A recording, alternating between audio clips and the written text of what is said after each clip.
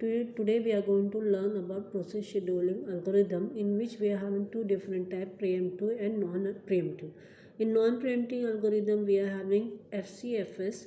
So what is FCFS? It is the first come first serve, that is based on the queuing algorithm.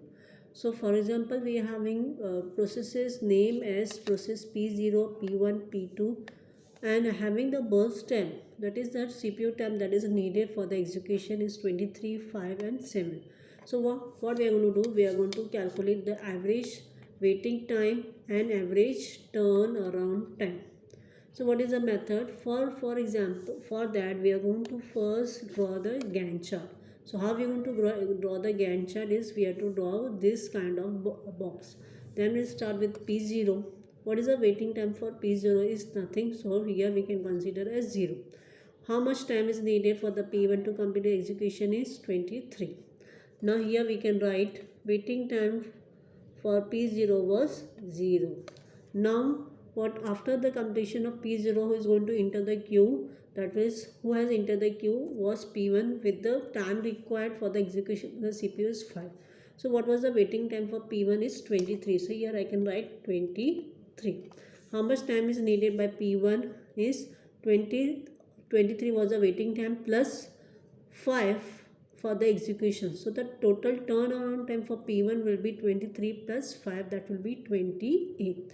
Now what was the waiting time for P2, which was waiting next after P1 is P2. So the waiting time for P2 will be 28. So I can write here 28. So here the P2 was waiting for 28 duration plus 7 time. 7 is the time that was needed by the P2 for the execution. So 23 plus 28 plus 7 will be the 35. So it will be the total turnaround time taken by the P2. So what will be the average waiting time? So we are going to find the sum of 0 plus 23 plus 28 divided by 3. That will be your average waiting time. And what will be the average turnaround time? So what was the turnaround time for P0? For P0, what was the turnaround time with the formula? Turnaround time formula is waiting time plus burst time. So what was the waiting time for P0 was 0 plus the burst time as 23. So the total turnaround time for P0 was 23. What is the turnaround time for P1? P1 is waiting time is 23. So 23 plus the burst time of the P1 is 5. So it will be 28. And P2 come.